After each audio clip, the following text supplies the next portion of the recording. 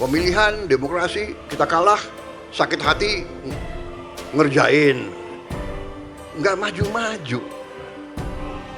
Saya selalu katakan, keberhasilan kita karena presiden-presiden sebelumnya, karena menteri-menteri sebelumnya, karena gubernur-gubernur sebelumnya. Kebencian, kecurigaan, nggak ada gunanya. Rakyat butuh pekerjaan. Rakyat butuh penghasilan yang lebih baik. Mengabdi ke negara tidak boleh diikuti rasa sakit hati, kata Prabowo. Kalimatnya gagah, nadanya tegas. Tapi ironinya justru terselip di antara jeda suaranya sendiri.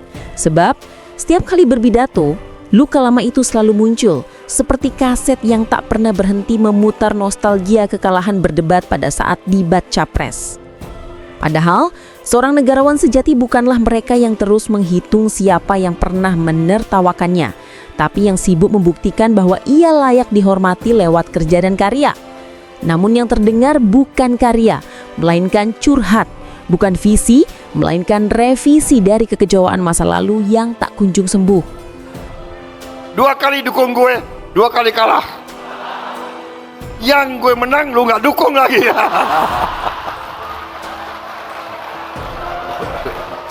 Tapi oke, yang liwat-liwat, kita bersatu sekarang untuk bangsa dan negara. Saudara-saudara, ya politik seperti itu, politik juga harus rame, ya kan? Nggak ada masalah. Aku tuh terus terang aja loh, saya tuh nggak dendam sama Anies, enggak. Kalau ya dikasih nilai 11 tuh gue nggak apa-apa itu.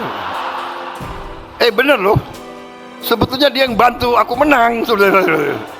Karena emak-emak kasihan gitu loh. Masih saja menyinggung nilai 11 dari 100, seolah itu lebih penting dari janji membuka 19 juta lapangan kerja yang hingga kini belum juga tampak nyata. Padahal bangsa ini tak butuh cerita sedih dari podium kekuasaan, tapi solusi konkret dari tangan pemimpin. Negara bukan panggung terapi ego, ia adalah ruang pengabdian yang menuntut keikhlasan penuh. Kalau benar sudah menang, buktikan dengan tenang, bukan dengan dendam yang disamarkan dalam pidato moral. Sebab yang paling berbahaya bukan lawan politik yang kalah, tapi pemimpin yang menang tapi masih kalah melawan dirinya sendiri. Ya, gotong royong kita bersatu. Sekarang saudara-saudara, Indonesia harus berani punya cara kita sendiri. Kita demokrasi, iya. Berbeda partai boleh bersaing, pilkada, pilpres bersaing, nggak ada masalah. Sesudah bersaing ya jadi satu, kerjasama, bahu membahu. Untuk apa? Nanti pemilihan, demokrasi, kita kalah, sakit hati, ngerjain, nggak maju-maju. Saya selalu katakan, keberhasilan kita karena presiden-presiden sebelumnya, karena menteri-menteri sebelumnya, karena gubernur-gubernur sebelumnya. Dari Bung Karno sampai sekarang, jangan kita teruskan kebencian, kecurigaan, nggak ada gunanya. Rakyat butuh pekerjaan. Rakyat butuh penghasilan yang lebih baik. Meneruskan kebencian, meneruskan dengki, meneruskan kecurigaan, itu tidak akan membuat rakyat punya pekerjaan. Tidak.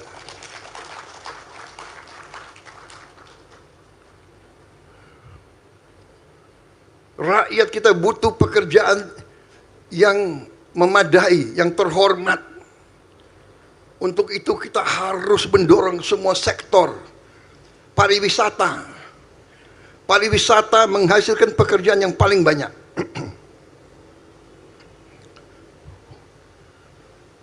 Tapi kalau ribut terus,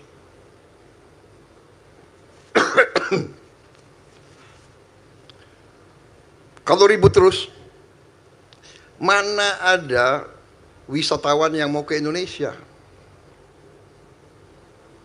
Hotel-hotel kita akan kosong.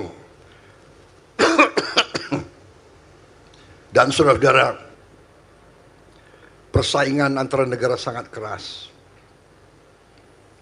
Kalau kita rusuh, banyak negara lain yang senang.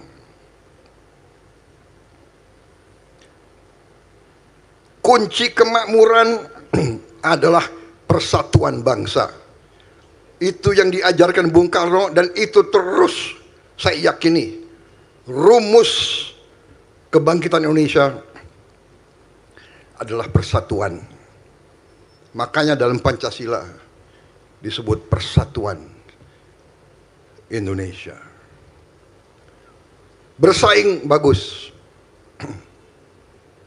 Kritik harus. Koreksi harus.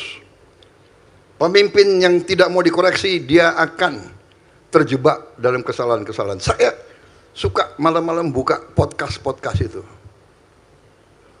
Kadang-kadang dongkol juga ya. Apa ini? Tapi saya catat, oke. Kalau kita diserang, ini saya kasih ilmu ya. Yang muda-muda yang pengen jadi presiden, gue kasih ilmu nih. Ya. Jangan takut difitnah. Saya dulu punya guru. Waktu saya masih muda, saya kena fitnah 2-3 kali, saya down. Tahu-tahu saya ngeluh ke guru saya. Jangan kecil hati. Engkau difitnah berarti engkau diperhitungkan. Engkau difitnah karena engkau ditakuti. Loh, kok takut sama saya? Iya. Engkau difitnah berarti kau disuruh hati-hati. Jadi ini angkat tangan yang pengen jadi presiden. Nggak apa-apa. Bagus. Tapi jadi presiden yang benar, ya kan? Hah? Jangan takut dikoreksi. Jadi malam-malam saya buka, apa iya ya? Apa saya memang otoriter? Rasanya enggak sih.